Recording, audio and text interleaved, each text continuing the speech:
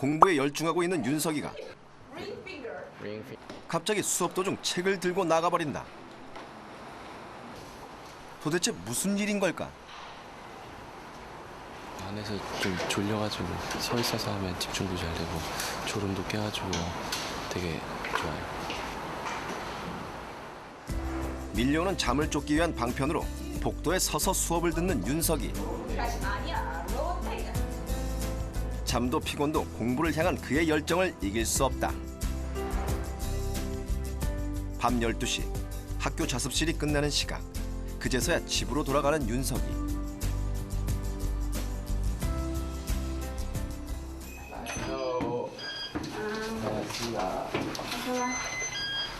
늦은 시간까지 공부하는 아들이 한편으론 대견하고 한편으론 안쓰러운 부모님.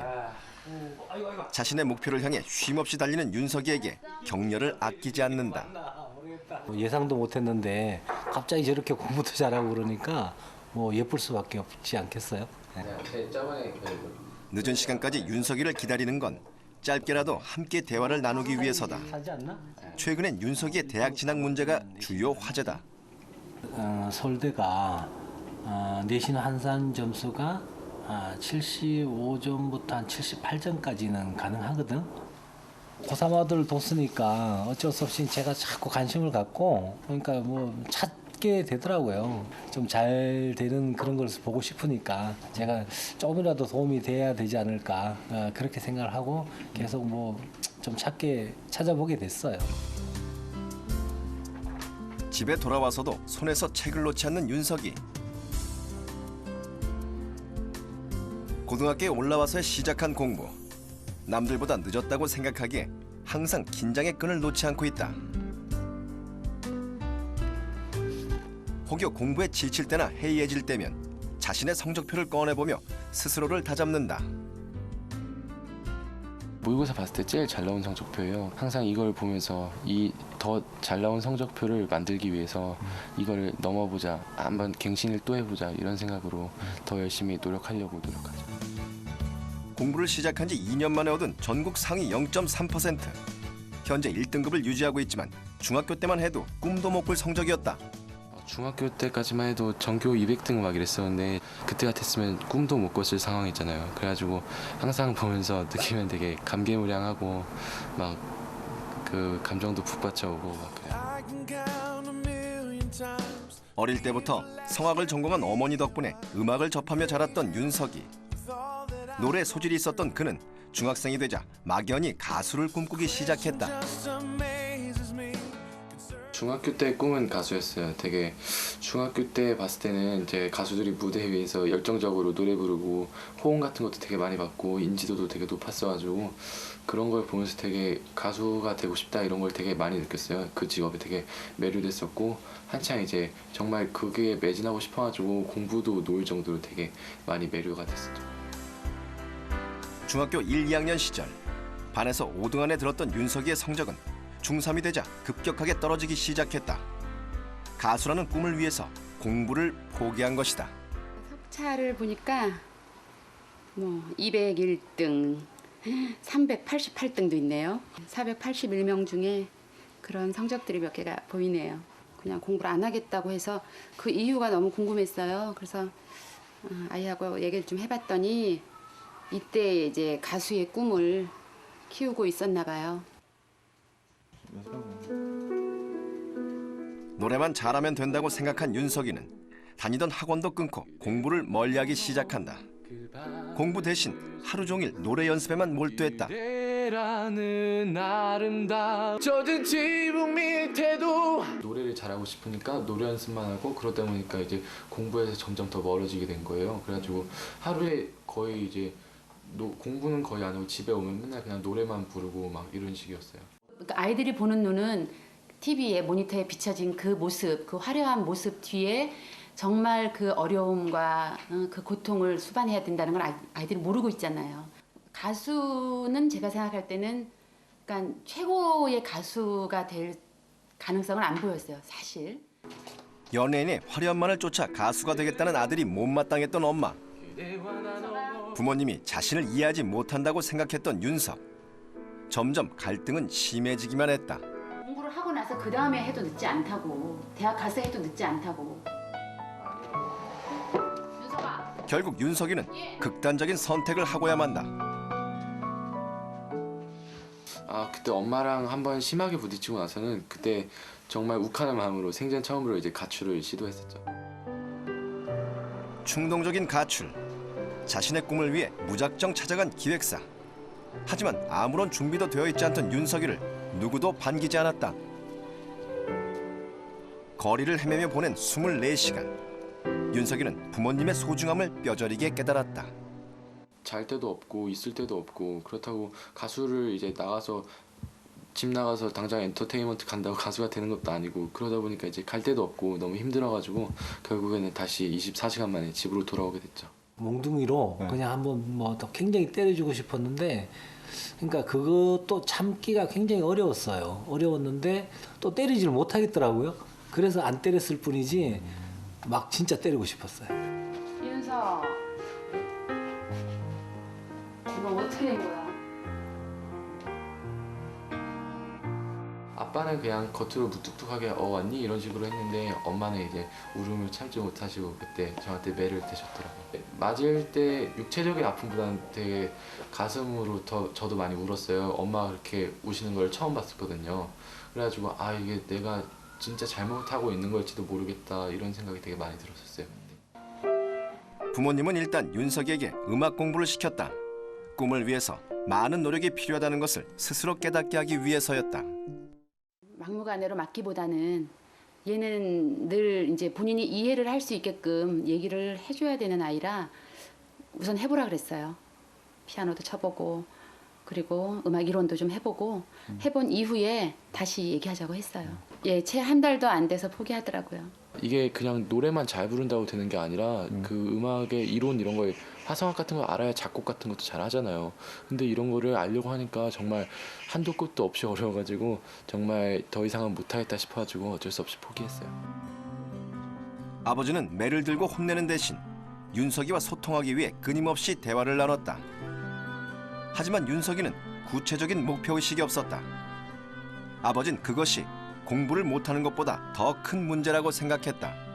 중3 때 제가 평생 아빠한테 혼날 거를 그때 다 혼났던 것 같아요. 공부를 안 해서 막 이런 게 아니라 저한테 그때 꿈이 없었거든요. 저는 그냥 무조건 막연하게 가수 할 거야 이랬는데 제대로 막 그 음악을 제대로 공부하지도 않고 그러다 보니까 되게 막연한 꿈처럼 생각이 된 거예요. 아빠도. 무작정 자신의 의견을 아이에게 강요하기보다는 윤석이가 스스로 따라올 수 있는 목표를 제시하기 위해 아버지는 공부를 시작했다. 아들을 설득하기 위해서는 부모의 권위만으로는 해결되지 않는다는 것을 깨달았기 때문이다. 아이를 설득을 해야 되겠는데 그럼 설득을 하려면 나도 아이에 대한 사전 지식이 좀 있어야 되지 않겠어요? 그러다 보니까 아이가 이제 솔깃해질 만한 그런 것들을 이제 제가 좀 찾아야 되겠고 또 우리 아이의 특성이 어떤가 또 알아야 되겠고 그래서 주변에 좀 물어도 보고 또 비슷한 사례에 대한 책도 좀 보게 되고 아마 그렇게 된 것 같아요.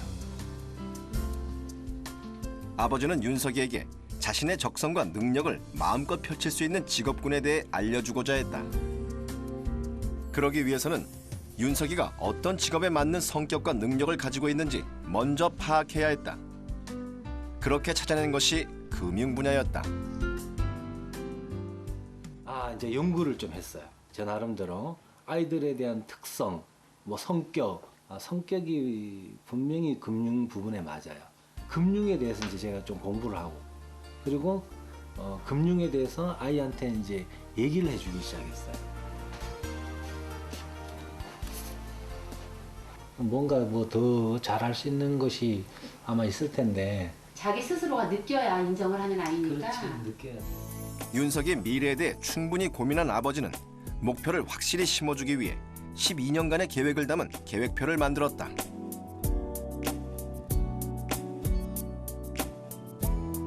최고의 대학을 진학해 금융 분야의 전문가가 되는 것. 하지만 윤석이에게 모든 것이 멀게만 느껴졌다. 이제 아빠랑 처음에 이런 얘기를 할 때는 되게 저는 허황된 꿈이라고 생각을 했었어요. 그래가지고 이제 도저히 이거는 나는 할 수 없는 거다 이런 식으로 얘기를 했었는데 아빠가 이제 그 꿈을 높이 잡아야 그 실패해도 그 언저리까지 갈 수 있다고 그런 식으로 얘기를 해주셔가지고 그거를 저도 믿고서 따르기로 했었죠.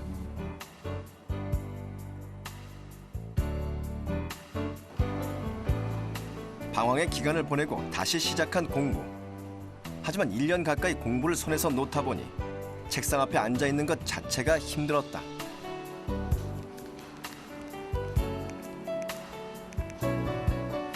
한 시간은커녕 20분도 공부에 집중하지 못하고 돌아다니기 일쑤였다. 이러다간 모든 것이 물거품이 될 것만 같았다.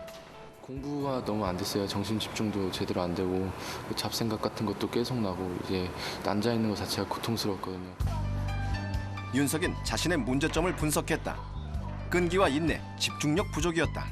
그것을 해결하기 위해 윤석이는 스톱워치를 이용했다. 일단 자리에 앉아 있는 것 자체가 일단은 불가능하니까 되게 집중도 안 되고 그래가지고 능률이 떨어졌었어요. 한 6개월쯤 되니까 이제 어느 정도 성과가 보이기 시작하더라고요.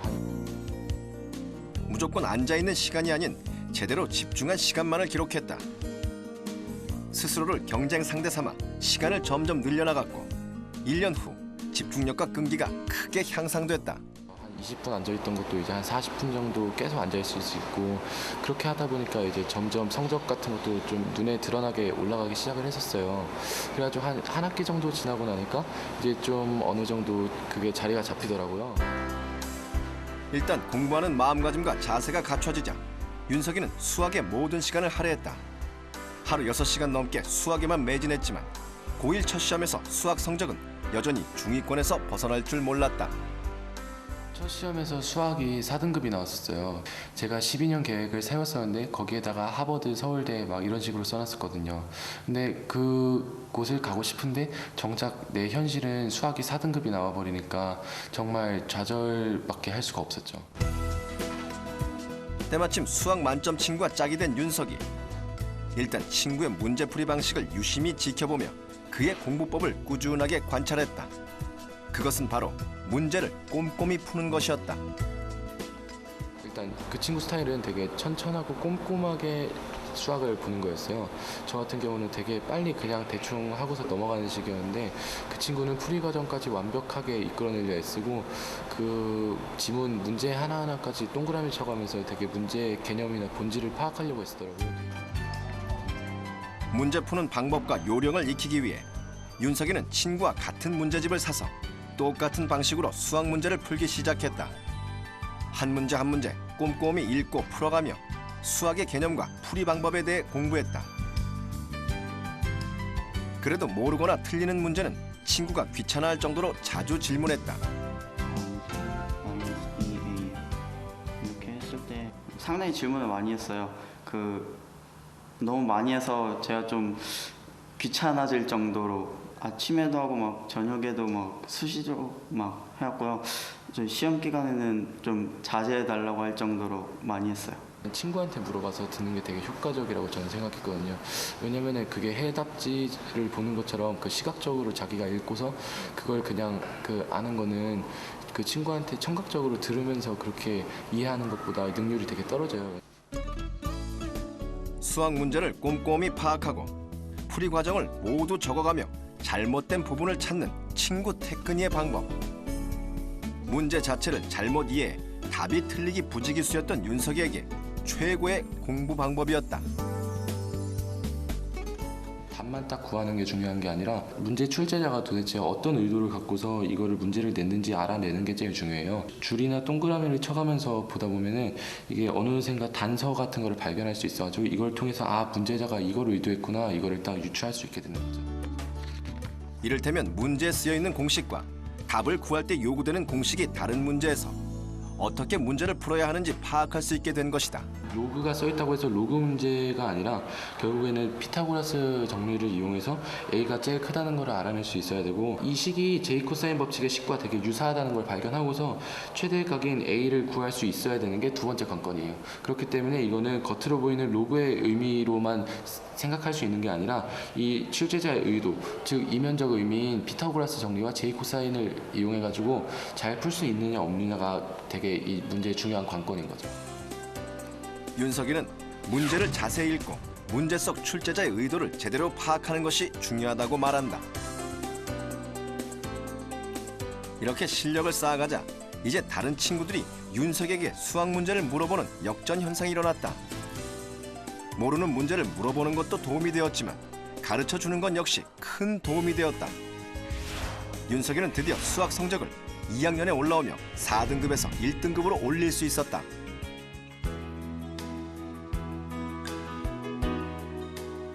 윤석의 성적이 많이 올랐지만 아버지는 혹여 아들이 자만심에 빠지지 않을까 또 다른 도움을 주고 있다.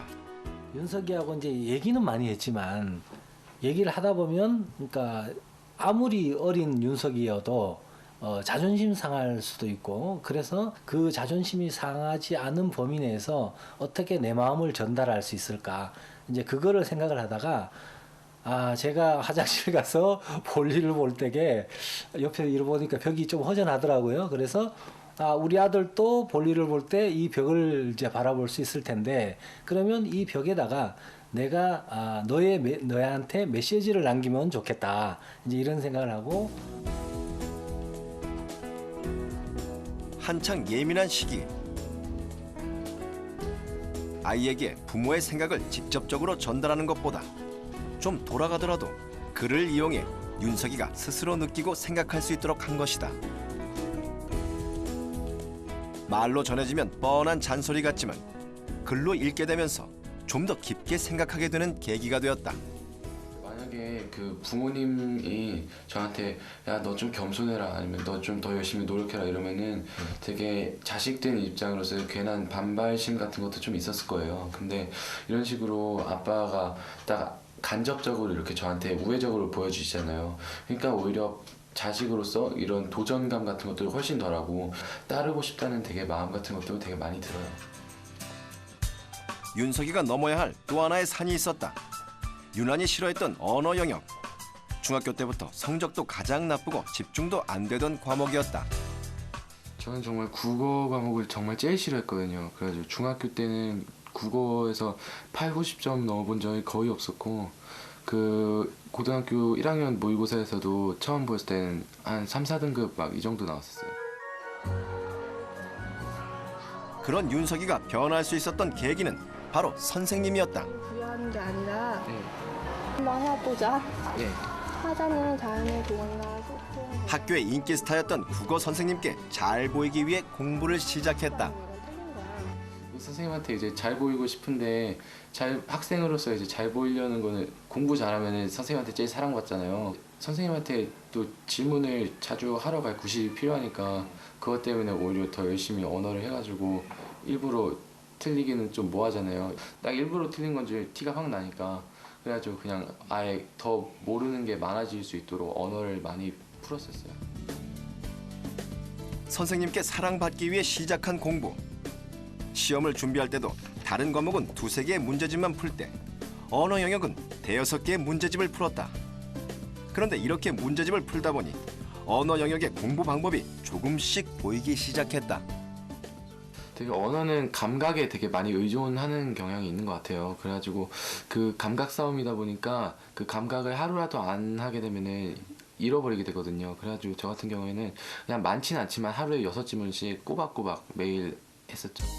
하루에 지문 6개, 일주일에 모의고사 3회 분량을 꾸준히 풀며 윤석이는 나름의 방법을 터득했다. 바로 문제를 먼저 파악하는 것. 저는 항상 문제를 먼저 보고 나서 그런 다음 지문으로 들어가는 편이에요. 여기 보면은 항상 옳지 않은 것에 대한 문제가 많이 나와요. 근데 옳지 않은 것은 하나 빼고는 나머지 4개는 다 옳은 문장인 거잖아요. 그래서 이 옳은 문장들을 이렇게 보다 보면은 그 대충 지문에 대한 짐작을 할 수가 있어요. 그렇게 해가지고 미리 알고서 이 지문으로 들어가게 되면은 그 지문 간의 내용 중심 파악이라든지 인과관계, 단락별로 인과관계 이런 거를 잘 파악할 수가 있어요. 그렇게 하면은 그 여러 번 보지 않아도 한 번의 지문을 확실하게 파악을 할 수가 있거든요. 그렇기 때문에 시간 절약에도 되게 도움이 많이 돼요. 둘째는 바로 시간 관리다. 문제를 정해놓은 시간 내에 풀려고 했다. 지문 하나에 문제가 5문제가 있다. 이러면은 문제 5문제 5분에다가 지문 하나 1분 해가지고 6분 이렇게 써놔요. 문제 위에다가 데드라인을 써놔요. 스탑워치 시작과 동시에 시작을 해요.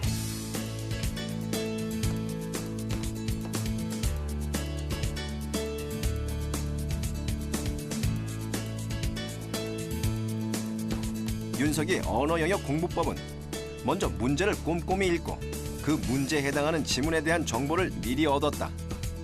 그리고 정해진 시간 내에 지문을 숙독하며 문제에 필요한 지문의 정보를 뽑아냈다.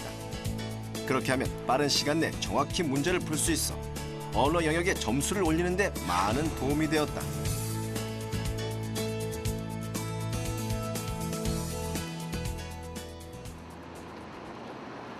주말 오후 오랜만에 아버지와 외출에 나선 윤석이.